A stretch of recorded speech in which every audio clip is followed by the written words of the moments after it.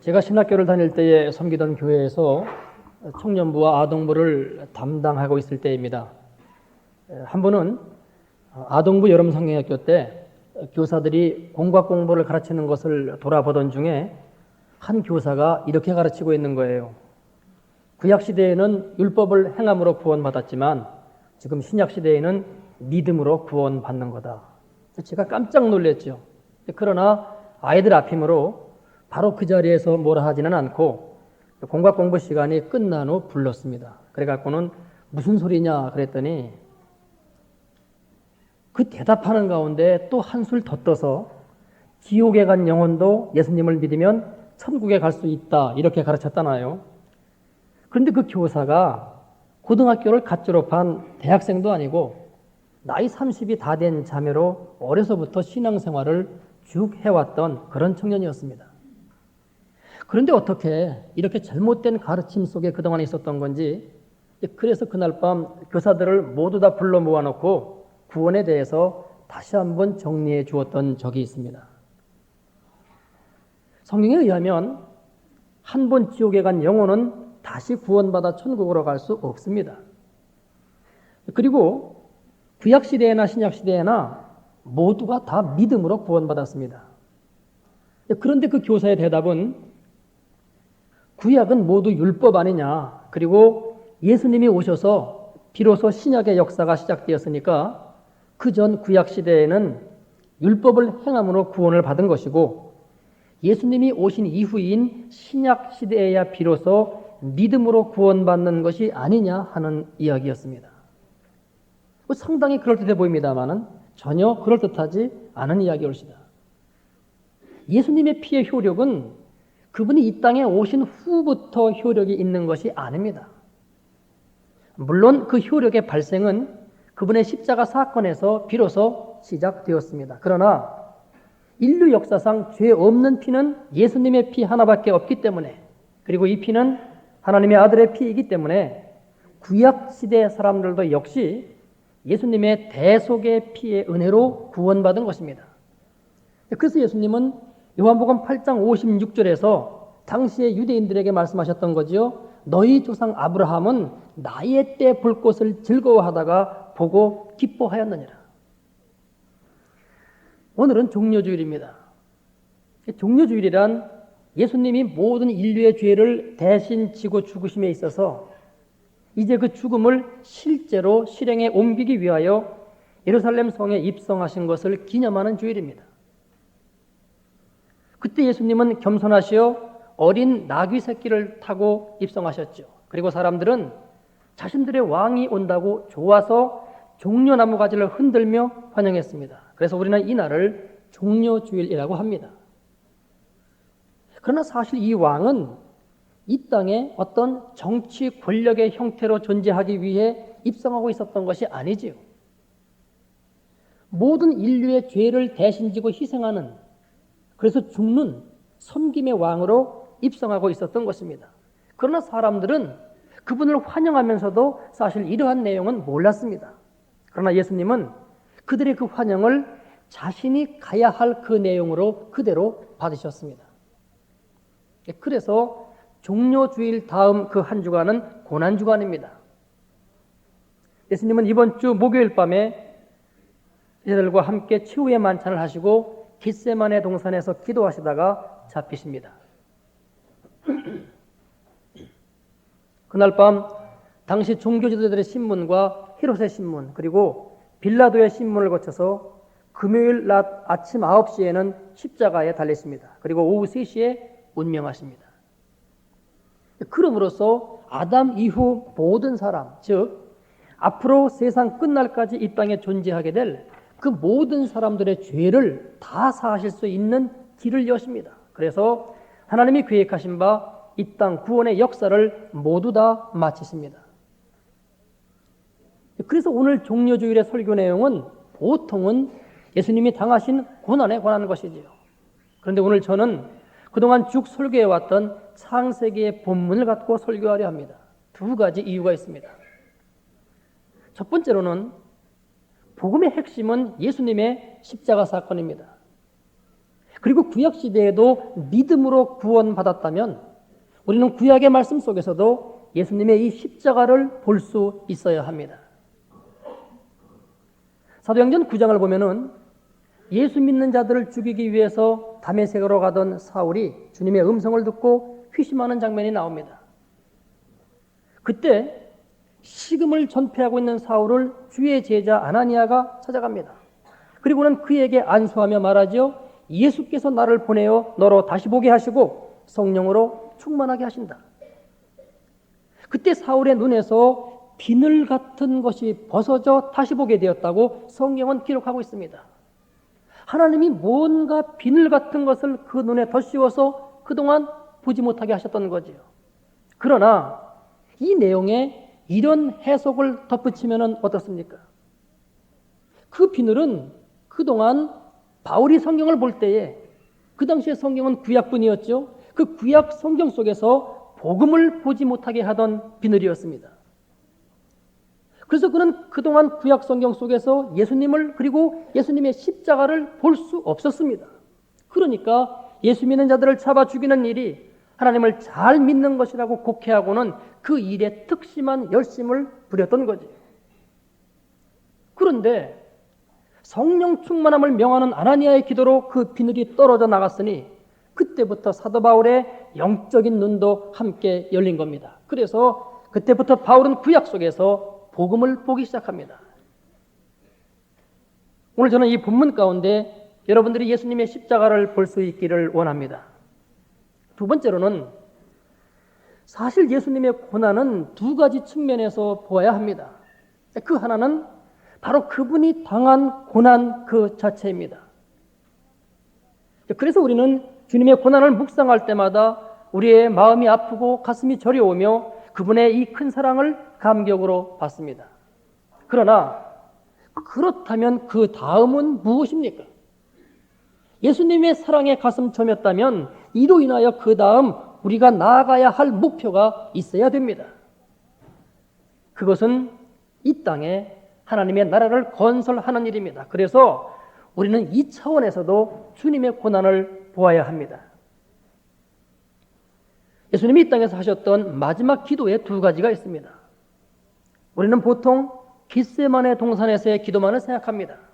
그것은 연약한 사람의 아들로서의 기도였습니다. 주여 이 잔을 내게서 지나가게 하옵소서. 그러나 그 다음 내용이 그분을 승리하게 만들지요. 그러나 내 뜻대로 마옵시고 아버지의 뜻대로 하옵소서. 이렇게 사람의 아들로서의 연약한 기도가 있었던 반면 또 한 가지는 하나님의 아들로서의 능력의 기도가 있습니다. 바로 그것이 요한복음 17장의 예수님의 기도입니다. 이 기도에서 예수님은 이 땅의 모든 것을 주관하시는 하나님의 아들로서의 능력의 기도를 드립니다. 그래서 자신의 죽음을 걱정하는 것이 아니라 이 땅에 남겨지는 제자들을 걱정하십니다. 그래서 이들을 하나님께 부탁하는 장중하며 힘있는 기도를 드립니다. 아버지여 저들을 악에 빠지지 않게 보존하여 주옵소서. 저희를 진리로 거룩하게 하옵소서. 그래서 저희도 우리와 같이 하나가 되게 하옵소서. 그리하여 하늘의 영광을 보게 하옵소서. 이런 능력의 기도를 드립니다. 오늘 우리는 바로 이와 같은 관점에서 즉 고난 다음에 나아가야 할 기대치를 바라보며 우리 주님의 고난을 묵상하려고 합니다. 이제 본문으로 들어갑니다. 오늘 본문은 17장 9절 한 절입니다. 하나님이 또 아브라함에게 이르시되 그런즉 너는 내 언약을 지키고 네 후손도 지키라. 보통 때 여러 구절을 갖고 강해 설교할 때와는 달리 오늘은 이 한 절 말씀만을 본문으로 잡았습니다. 그럴 만한 이유가 있습니다. 그만큼 이 내용이 아브라함의 삶에서 차지하는 비중이 크기 때문입니다. 여러분, 이제까지의 아브라함의 삶에 관한 설교 가운데에 오늘 말씀은 한 가지 큰 특징을 갖고 있습니다. 그것은 하나님이 처음으로 아브라함에게 명령하셨다는 사실입니다. 물론 하나님이 아브라함을 갈대 우르에서 불러내시어 내가 네게 지시할 땅으로 가라고 말씀하신 것도 명령입니다. 그러나 그것은 아브라함이 전혀 믿음이 없는 상태에서 처음으로 불러내신 사건입니다. 그러나 지금 이 구절의 말씀은 하나님이 아브라함에게 그동안의 여정 속에서 그에게 믿음을 주신 후 처음 발하신 명령이라는 점이 다릅니다. 또 지난주에 살펴보았던 17장 1절의 말씀, 나는 전능한 하나님이라 너는 내 앞에서 행하여 완전하라고 하신 말씀도 명령이라고 볼 수 있습니다. 그러나 이 말씀은 명령이라기보다는 하나님이 은혜를 베푸시는 내용입니다. 왜냐하면 여러분, 이 말씀이 뜻하는 바가 뭐라고 하였습니까? 아브라함과 사라가 지금 자연적인 방법으로는 후사를 태어나게 할 수 없는 상태 속에 있습니다. 그러나 하나님은 불가능한 상황이라 하더라도 내가 약속하였으면 그 말은 반드시 이루어진다. 왜냐하면 나는 전능한 하나님이니까. 그러니 너는 이런 나를 믿어라. 이것이 너의 완전함이다. 이런 믿음에 관한 내용이었습니다. 그러면 믿음은 하나님의 선물입니다. 왜냐하면 믿음이라는 게 내 쪽에서 애써서 무엇 어찌하는 그런 게 아니란 말이죠. 그게 아니라 하나님의 약속의 말씀을 정말로 믿고 받아들이기만 하면 그게 곧 내 믿음이 되는 것이기 때문에 이 말씀은 믿음에 관한 것이므로 명령이라고 하기보다는 은혜로 보는 것이 맞습니다. 그래서 이제 지금의 이 본문이 하나님이 아브라함에게 믿음을 주신 후 발하시는 첫 번째 명령입니다. 너는 내 언약을 지키고 내 후손도 지키라. 그런데 이 언약의 내용이 묘합니다. 여러분, 이 언약이 무엇입니까? 지금 하나님이 무슨 언약을 우리 믿음의 조상과 맺고 계시는 겁니까? 이제 이에 대해 보통 우리가 갖고 있는 일반적인 생각, 상식적인 내용은 하나님의 말씀에 잘 순종하라는 것이라고 여깁니다. 그러나 여러분, 놀라지 마십시오. 하나님은 이제까지 한 번도 아브라함에게 이런 말씀을 하신 적이 없습니다. 다시 말해 아브라함에게 어떤 요구 조건도 내거신 적이 없습니다. 그게 아니라 이제까지 계속해서 그를 축복하는 내용만을 말씀하셨습니다. 의심스러운 분은 집에 돌아가셔서 창세기 12장부터 오늘의 본문까지를 자세히 읽어보십시오. 내 말에 순종하라 또는 그 외에 어떤 요구 조건도 전혀 내거신 적이 없습니다. 계속 축복만 하셨습니다. 먼저 12장에서는 아브라함을 복의 근원이 되게 하사 땅의 모든 족속이 그를 인하여 복을 받게 될 것을 약속하십니다. 그 다음 아브라함이 애굽으로 자기 마음대로 내려가서 그 아내 사라를 빼앗겼을 때에도 사라도 구해주시지만 게다가 재물까지 더해주십니다. 13장에서는 조카 롯이 요단 오온들을 차지하고 떠나간 후 하나님이 아브라함에게 나타나서 이번에는 내 눈에 보이는 온 땅을 다 주겠다고 약속하십니다. 14장에서는 소돔 왕도 패했던 전쟁을 고작 318명의 사병으로 이기게 하십니다. 그리고 돌아오는 길에 하늘의 제사장인 멜기세덱이 또한 그를 축복합니다. 15장에서는 자식이 없는 아브라함에게 후사를 주겠다는 약속을 하시고는 그 후손들의 430년 애굽 생활을 예언해 주십니다. 그리고 마지막으로 16장에서는 집을 나간 하가를 다시금 집에 되돌려 보내신 후 그녀에게서 이스마엘을 태어나게 하십니다. 그래서 하나님은 이제까지 한 번도 아브라함에게 어떤 요구 조건을 내거신 적이 전혀 없습니다. 계속 그의 삶을 보살피고 인도하시며 축복만 하셨습니다. 그러면 무슨 언약을 지키란 말입니까? 하나님은 이제까지 아브라함의 삶 가운데 4번에 걸쳐서 이 언약이라는 단어를 사용하셨습니다. 먼저 15장 8절 말씀입니다. 그날에 여호와께서 아브라함으로 더불어 언약을 세워 가라사대 내가 이 땅을 애굽 강에서부터 그 큰 강 유브라데까지 네 자손에게 주노니.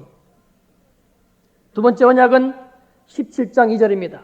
내가 내 언약을 나와 너 사이에 세워 너로 심히 번성케 하리라 하시니. 세 번째로는 17장 4절 말씀. 내가 너와 내 언약을 세우니 너는 열국의 아비가 될지라. 마지막은 17장 7절 말씀입니다. 내가 내 언약을 나와 너와 내 대대 후손의 사이에 세워서 영원한 언약을 삼고 너와 내 후손의 하나님이 되리라. 여러분, 이 모든 언약의 공통점이 뭡니까? 아무런 요구 조건도 없이 하나님의 일방적인 축복에 관한 것입니다. 그래서 내 언약이라고 말씀하십니다. 내가 내 언약을 나와 너 사이에 세우리니. 얼마 전 주일밤 예배 때 하나님의 쌍무적 계약과 편무적 계약에 대해서 공부한 것 기억나시는지요? 모세의 시내산 계약은 쌍무적 계약입니다. 그래서 하나님이 율법을 주시고는 네가 이 율법을 지키면 내가 너를 축복하고 그렇지 아니하면 저주하겠다는 내용이 나타납니다. 그래서 조건부 언약, 이것이 쌍무적 계약이요, 이것이 율법입니다. 그러나 아브라함에게 행하시는 믿음의 언약은 편무적 계약입니다. 하나님이 그냥 일방적으로 계속 은혜를 베푸시는 겁니다. 아무것도 요구하지 않으십니다. 그러면서 계약을 맺으시는데 글쎄 그 계약이라고 하는 게 방금 보았던 것처럼 하나님이 그저 일방적인 축복을 주시면서 이건 내 언약이다. 이 내 언약을 나와 너 사이에 세우노라 이러시는 겁니다.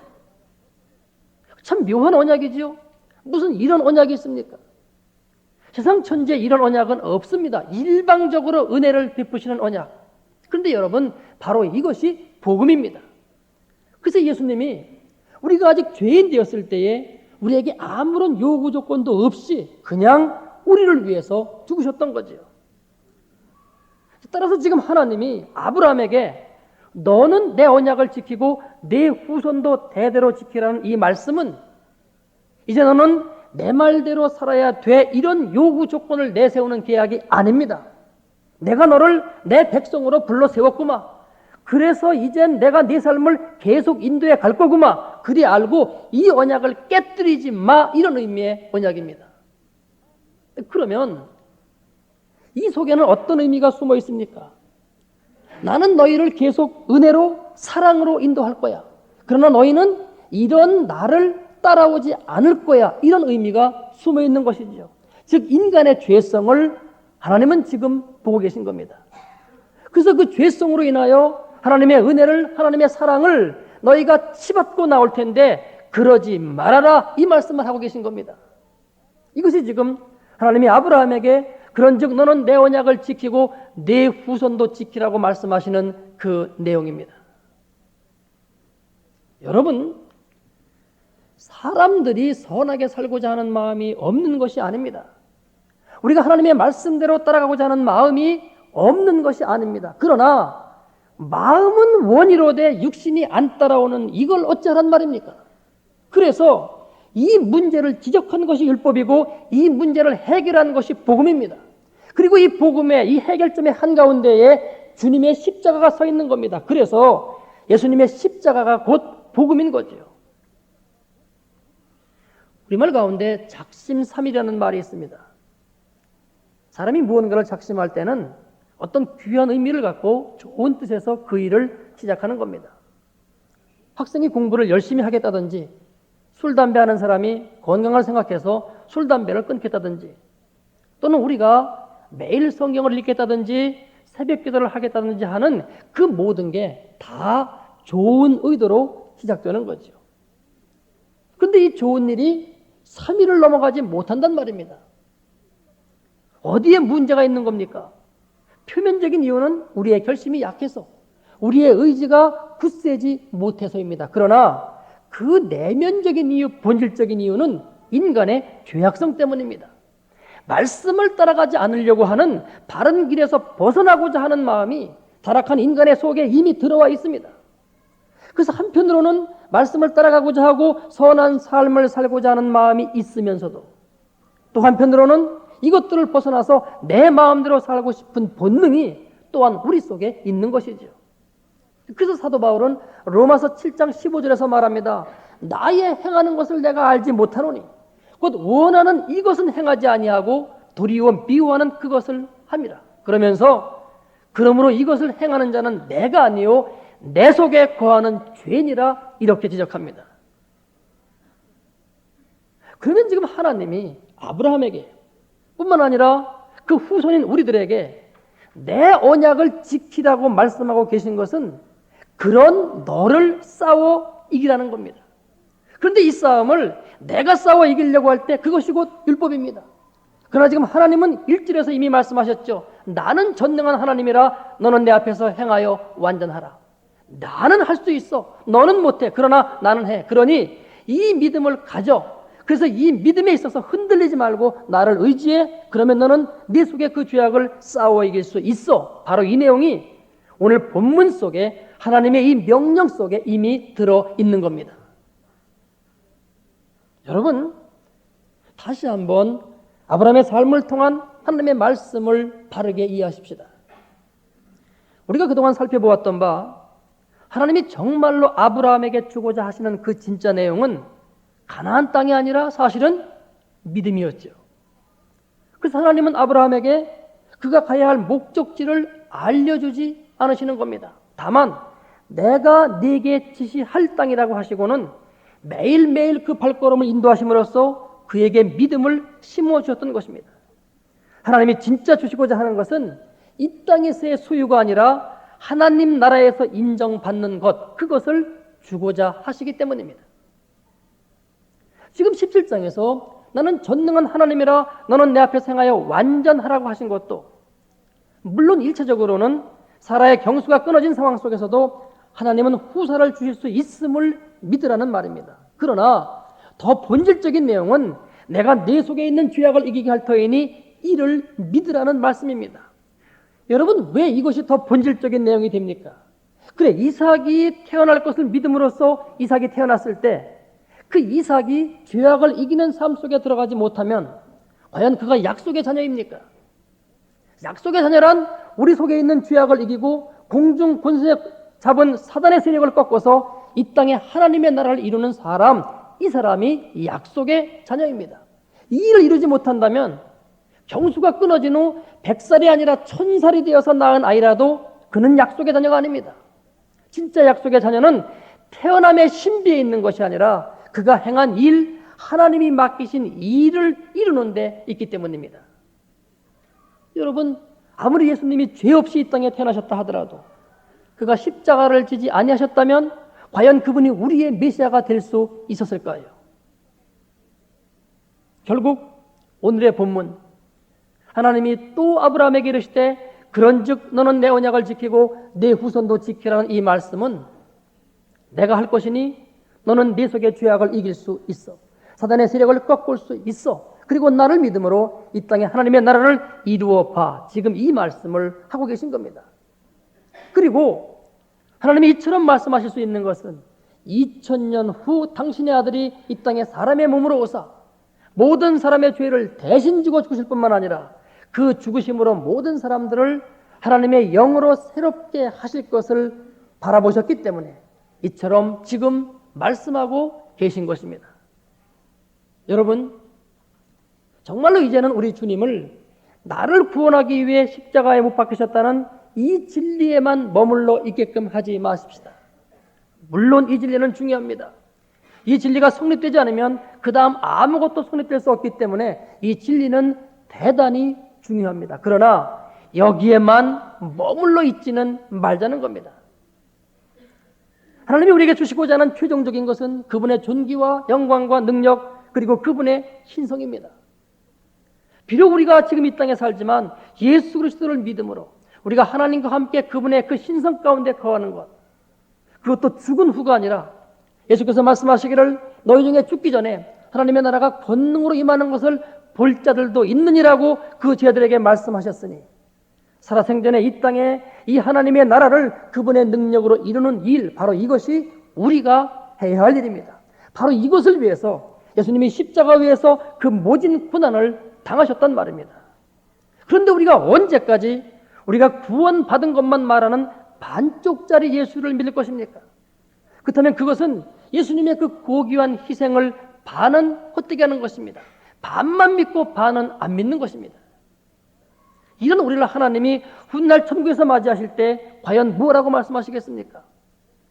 맡겨주신 달란트만큼 다 이루지를 못했으니 과연 착하고 충성된 종이라고 말씀하시겠습니까? 과연 하나님이 너는 내 앞에서 행하여 완전하였노라고 말씀하시겠습니까? 과연 내 믿음이 크다고 칭찬하시겠습니까? 아니지요. 이 부분에 관한 우리는 그분의 꾸짖음과 엄중한 진노를 면할 수 없을 것입니다. 예수님이 예루살렘 성에 입성하실 때에 사람들이 만세를 부르며 환영합니다. 호산나 찬송하리로다 다윗의 자손이요 우리의 왕이시요. 바리새인들이 그 모습을 보면서 이건 좀 심하다는 생각을 합니다. 그래서 주님께 말하죠. 당신이 이렇게 큰 환영을 받아도 되는 거냐? 좀 겸손해야 되는 거 아니냐?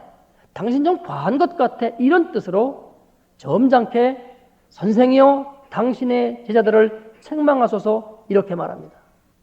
이때 예수님이 굉장한 말씀을 하십니다. 내가 너에게 말하노니 만일 이 사람들이 잠잠하면 돌들이 소리 지르리라. 당신이 정말 왕이시기 때문에, 하나님이 세우신 진짜 왕이시기 때문에 만일에 입이 있는 사람들이 이 사실을 외치지 않는다면, 그래서 입을 다물고 있다면 돌들이 소리 지른다는 겁니다.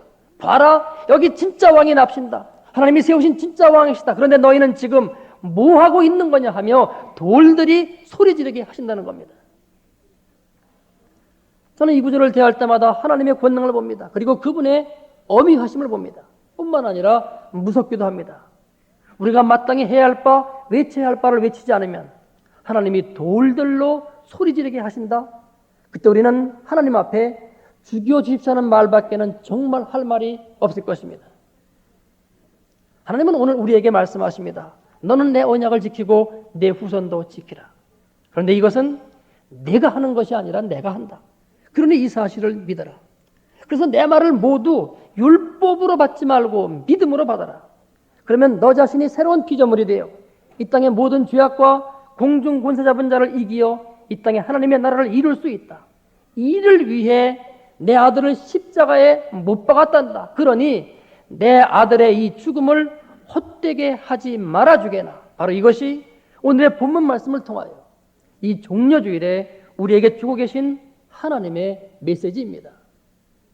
하나님의 고귀한 사랑, 우리 주님의 이 고귀한 희생을 반쪽짜리로 전락시키지 마십시다. 그래서 우리가 정말로 믿음으로 우리의 살아생전에 하나님의 영광을 보는 우리의 교회가 되게끔 하십시다. 오늘 본문이 말씀하고 있는 믿음을 가질 때 하나님께서 우리와 우리 교회에 이 놀라운 일을 이루실 줄을 믿습니다.